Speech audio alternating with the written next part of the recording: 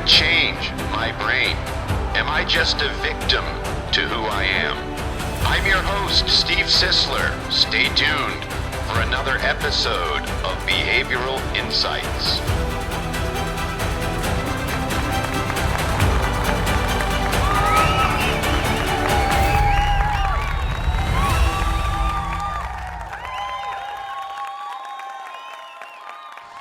All right, folks, we're at it again. Today, we're going to be talking about emotional compensation. Everybody's compensating somewhere. Where are you compensating? Coming up next on Behavioral Insights.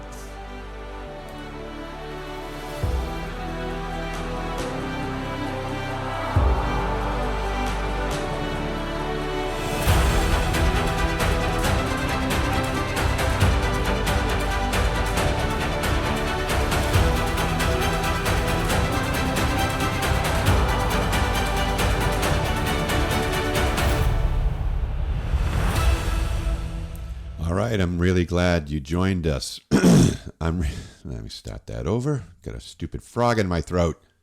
Okay, let's try that again. I love leaving these little bloopers in here. It's great. Okay, so we're back and we're talking about, what the heck are we talking about? I've had so many phone calls and so many interruptions. I can't seem to even get this thing started. So it's been a real problem, but we're here, and emotional compensation. That's what we're talking about. So let's talk about emotional compensation. Now, if you listen to podcast number 22, we went over some axiological details about the world scores, the world view, and attentiveness and things of that sort, which is valuing or disvaluing. Now, what I didn't really bring up, because there's so much to talk about, it's hard to get it all in one session because it's just too much. There's too many variables. So I break it up into bite-sized pieces.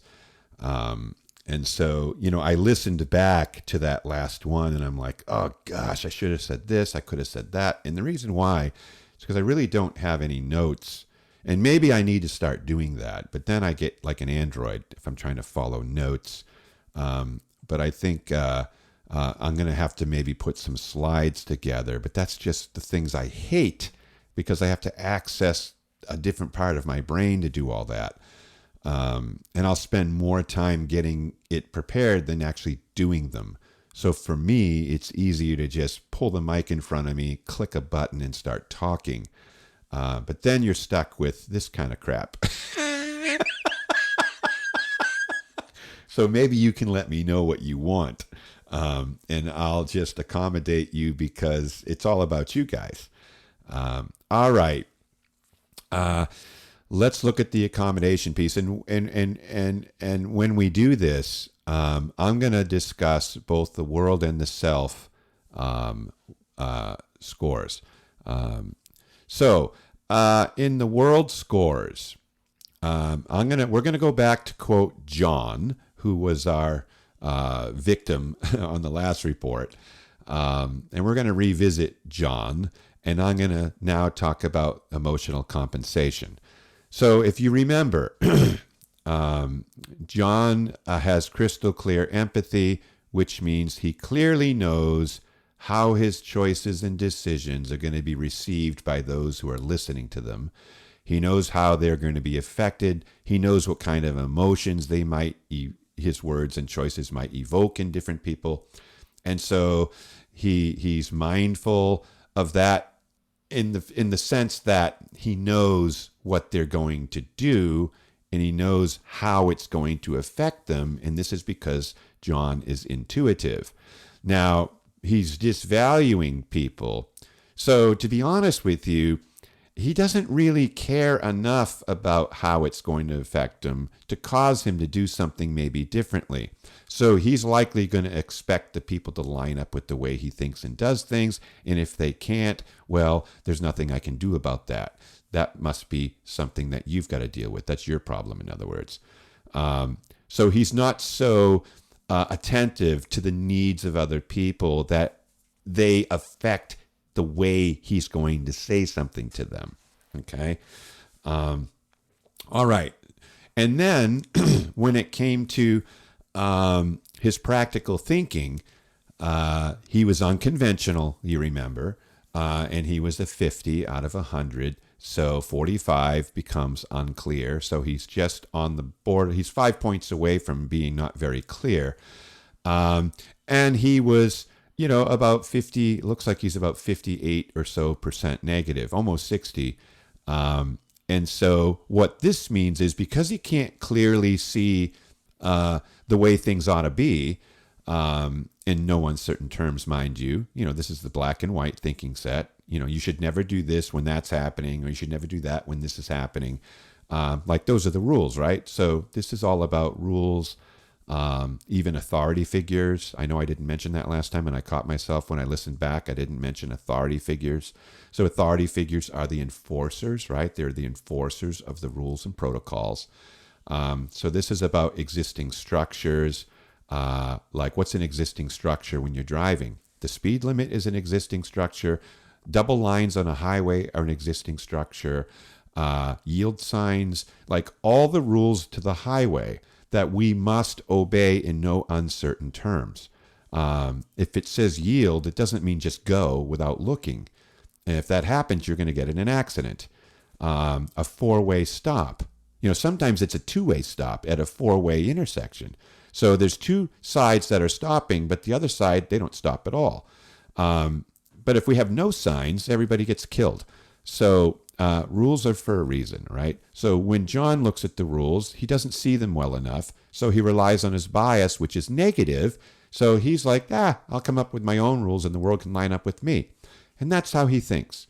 Okay, good or bad? It's neither good or bad. It just depends on what he's doing, who he's doing it with, who he's doing it for, and how it's working out. It might be a genius move on his part. So we gotta, this isn't easy, folks, all right? There is no cut and dry. I had an organization send me some assessments. They said, these are the assessments we've been using. We now want to possibly use you. So what do you have similar to what we've been using? So I looked at their tools, and what I noticed was they were assessments for hiring. And what the assessments boiled down to was a number. So it would be like at the bottom of the page, there would be like an 84 with a percent sign. What did that mean? I mean, what are the odds of this person working out? 84%. Okay, let me just tell you something right now. That's crazy. You can't do that. There's no such thing. That's not how this works. You don't answer a bunch of questions and say, he's 84% likely to work out. You cannot predict performance with an assessment tool. You can only predict meaning. You can only predict how they think, what's meaningful to them in the world. And that translates into what they will likely do in a given situation. But it doesn't tell you how smart they are. It doesn't tell you if they're stupid. It doesn't tell you if they're a sociopath. It doesn't tell you these things. But when we know what's meaningful and what isn't meaningful, and what their emotions are like, and where their consistency levels are, and what motivates them, and we put all this together, I could tell you if they're a sociopath, probably. And I've done it. So you just don't look at a number and then do a hire. And those of you that have been doing that, it's not working. And there's this effect called the Hawthorne effect.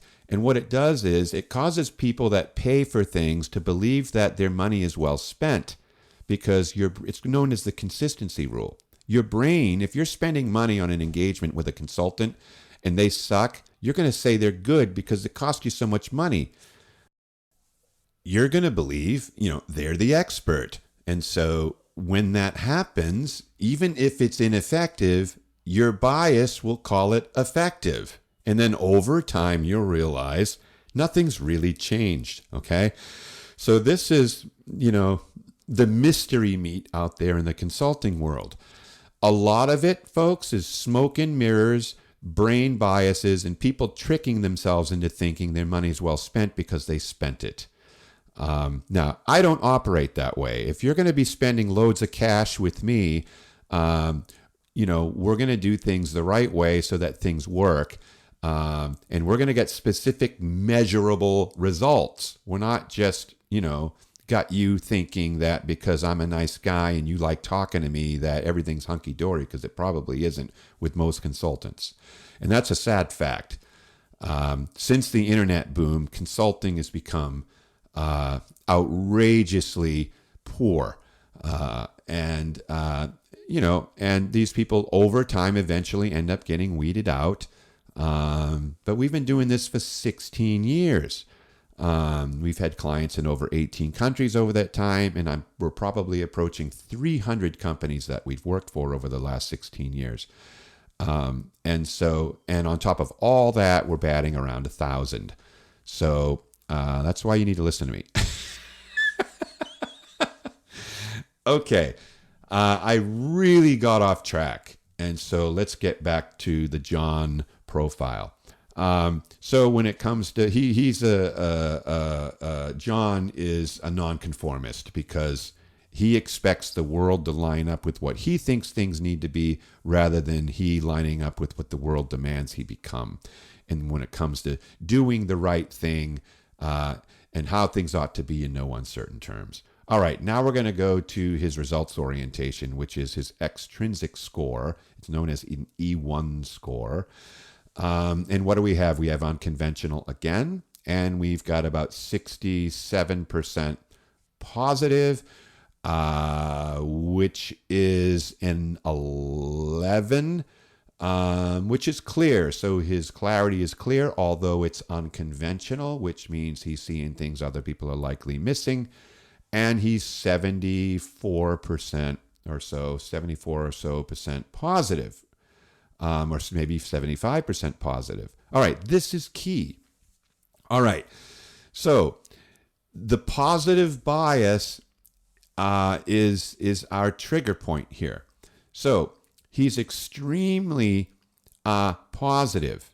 Okay, so that's over-attentive. To be in the 70s is an over-attentive bias. So this is overvaluing getting results.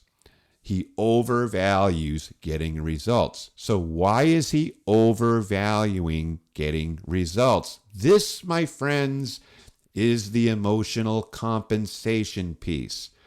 When we overvalue within a dimension, within a world dimension, so the dimensions are the I, E, and S dimensions, and the world dimension is the whole dimension that these three dimensions are in. When we have one over-attentive or a few over-attentive or whatever, we begin with the attention or the valuing or the disvaluing, because that's going to tell us where the strength is and where it's really strong. In other words, where it's really strong. So in this individual, execution is the number one factor. Okay.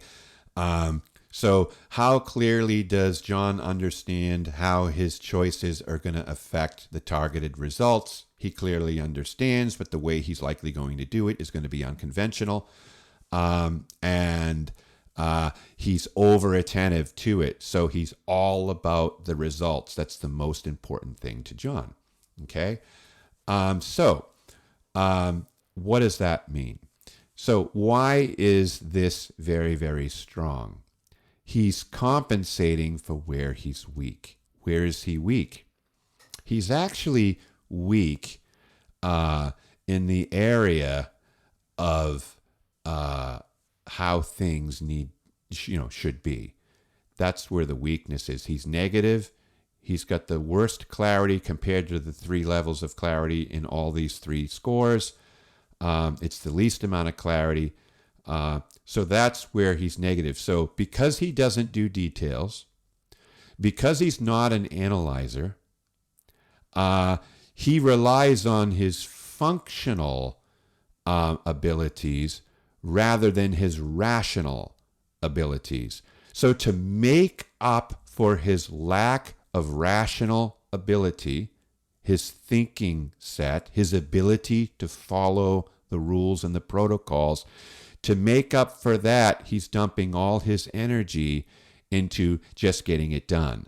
Now, what is he running the risk of doing by doing this? He's running the risk of doing it wrong. That's what's going to happen here. Now, if we know this, then we're not going to be surprised if it happens. And if it does happen, we're going to know exactly why it is happening. Does this disqualify him from a role? No, it doesn't disqualify him from a role. We just need to understand how John is thinking and how he's valuing the world. He disvalues the rules, he disvalues human beings, and he overvalues getting results.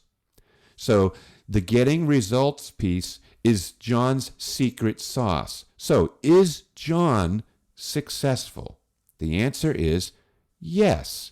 He is somewhat successful. So he hasn't been living this failed work life. He's doing well. He's actually doing better than some of his peers in the current role he's in. And he wants to move into another organization. And they're putting him through our profiling system so that we can have some conversations. Now, I talked with this individual who we're calling John, and I asked him about his innovation and the ways he does things, and he was really interesting. He's Indian, and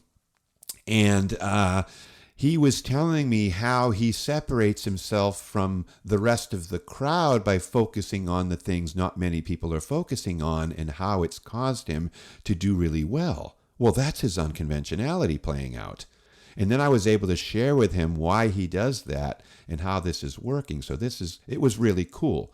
So I actually am going to recommend him for the role because I think his creative sense is going to be really a breath of fresh air to a traditional company. So maybe they could learn from him, right? So I believe that phone call's coming up tomorrow with HR people. And we're going to go over this and talk about it. And so, where's the compensation happening again? Here's how John's compensating. He's putting all his energy into getting results because he has limited energy with people. He has limited energy with the rules and with the protocols and with systems and with navigating all those types of things with the part of his brain that solves math problems. So what he does is he just pushes things through in unconventional ways and makes things happen. Okay? So what does that mean? It means he's unconventionally pragmatic, and that's his deal. That's his shtick, so to speak. He pretty much gets stuff done pretty quickly and originally. He has original ways of doing it. And he's bypassing the people piece, and he's sort of bypassing the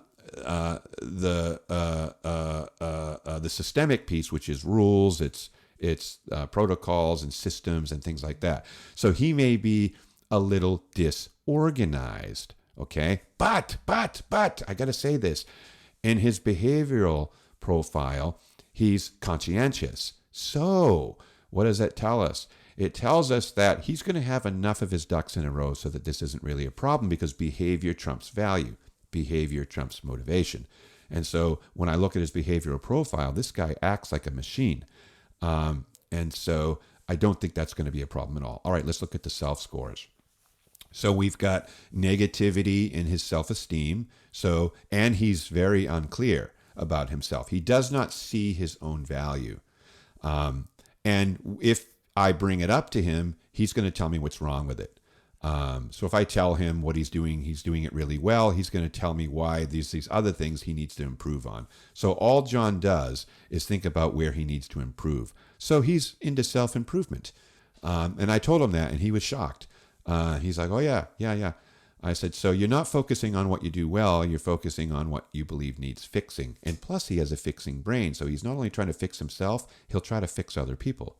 That's important to remember. All right. What about his role fit? Well, when it comes to his awareness, he's clear. He's clear about what he does. He's clear about knowing what to do in his work world. He's clear about his talents, his gifts, and his abilities and things like that. But right now he's not happy with it, so he's 80% negative. That usually always happens, and that's why they're looking for another job. They're just not happy in the current environment. So we're gonna skip that, and we're gonna go to his S2 score, which is future planning, goals, vision, direction. We call this self-direction. So where's John going? Oh, this is interesting. He's got 10 clarity, which is strong. It's actually a 70 on the scale he'll receive. So he's got really good clarity. So he has good vision for his future. He clearly sees his future. He's got goals. He's long-range planning, all these cool things. What's his attention? What is he valuing? Oh, he's 100% positive about his future. This is where he's compensating. So he's not keen on his self-worth. He's not keen right now on what he's doing. All his energy is in what he's going to do. Okay? So he's compensating for his lack of self-awareness by focusing all his energy on who he's going to become. So all his energy is in becoming a better person, a better worker, and better at his job. Okay? That's where all his energy's going, because he has no energy. Like if he looks in the mirror and looks at himself in the mirror and wants to give himself a thumbs up or a thumbs down, he's going to give himself a thumbs down. But when he thinks about the person he's becoming and he sees himself 2 or 3 years from now, he gets a thumbs up. So that's where the energy goes. So this means he's committed to his future. This is going to mean that he's got clear insight into his inner ideals. It's going to mean he's persistent. It's going to mean he's dedicated. All these different things, because he's got a lot of energy into arriving at his future self and his future job. So this makes him a self-starter. It propels him towards his goal without help. He doesn't need any help. He's got a strong sense of excellence, and all that.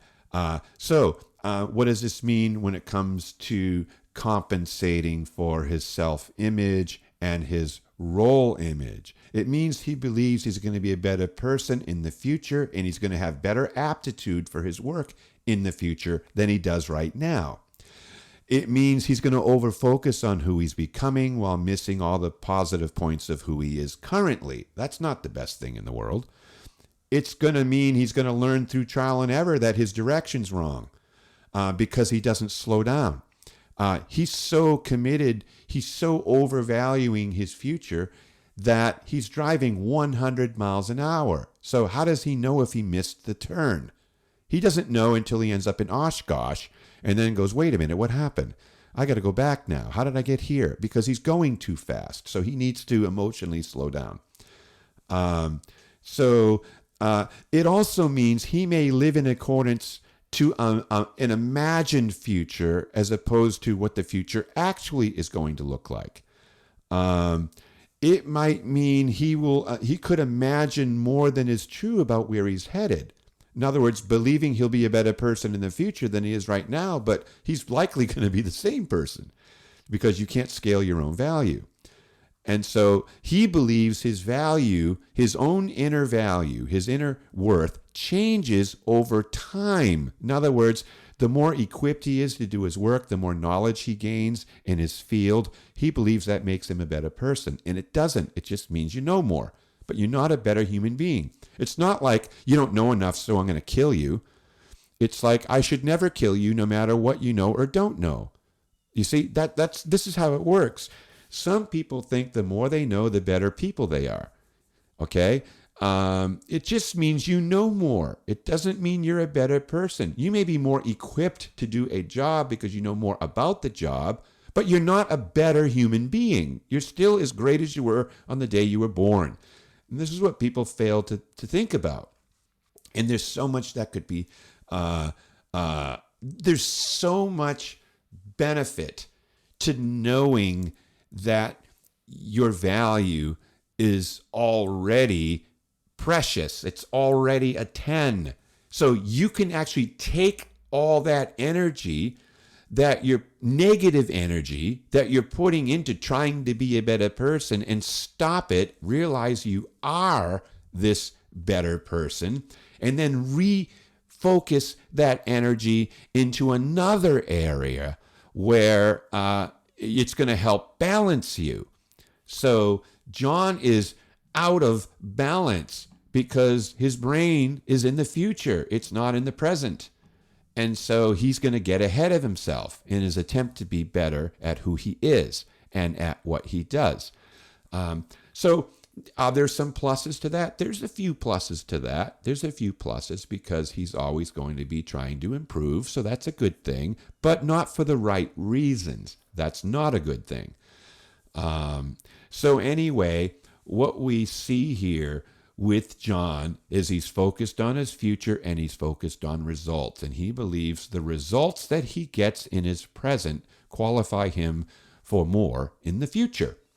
And so that's not a bad thing in and of itself, which is why I'm likely going to recommend this guy. But anyway, we are all compensating, folks. Okay, we are all compensating. If you don't feel good about who you are and you don't have a good handle on your future, then you're going to put all your energy into what you're doing. So the more you do, the better you are. Okay, because you're lacking attention in the future, and you're maybe lacking attention in yourself. So we can just shuffle all of these around.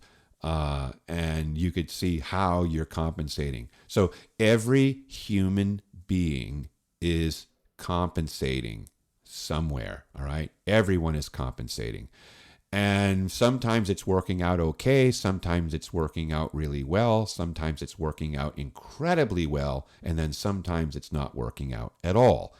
If it's not working out at all, then we'll know why. And it will be because your overall attention levels are negative. So we call that a true negative, and that can cause depression, anxiety, feeling like the world is ending, and just, not having good energy at all for what it is you're doing or where you're going or how you're feeling about yourself. So I'm going to imagine that you are thinking about where you could be compensating. And my question to you is, how is that working out for you? It may be fine. But if it isn't fine, then you know where you might need some self-work. You might know where you need to focus some of your attention. Where are you undervaluing? Where are you overvaluing? Do you overvalue your status? Do you overvalue your position?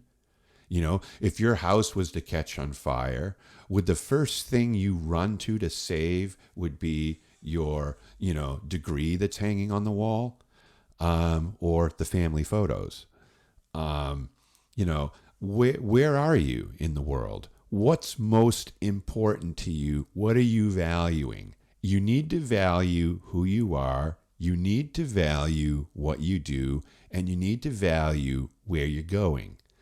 But we are all over the place on these things. We need to value other people. We need to value getting results, and we need to value following the rules. Okay? If you want to be a productive human, that's how it works. And they need to be in this order: people first, things second, and then ideas and systems around things third. And when it comes to yourself, you need to value yourself first, what you do second, where you're going third. Where you're going should be a result of valuing who you are and what you do. Where you're going is a result of your inner strength and capacity to love yourself and to love what you're doing. And then the future just happens. So if you're all focused on the future like John is, you become an achiever. If you're all focused on those things. You're trying to achieve your destiny. Well, isn't it easier to receive your destiny? How do you receive your destiny? You receive your destiny by being cool with who you are and being cool with what you do. Then your destiny finds you. You don't have to keep searching for it. John is in search of his destiny. If John will slow down, start believing more in who he is, as is in the world, and things like that, then he's likely going to catch his destiny a lot quicker because it'll turn around and catch him. So cool stuff. That's all I'm going to do for right now because I think I'm running out of time on my allotted podcasting time. I'm glad you tuned in. It's good to catch up again. I appreciate all the 5 stars you guys have been giving me. If you haven't done anything like that and made a comment, I really would appreciate it because that really helps in the ranking. And I'm finally on the radar, at least in iTunes. So wouldn't it be cool if we were number 1? Wouldn't that be nuts? Is it possible? I'm sure it is. So that's up to you guys. So signing off, this is Steve Sisler. This is episode 23. This is all about emotional compensation. And I look forward to talking to you next time. Salute.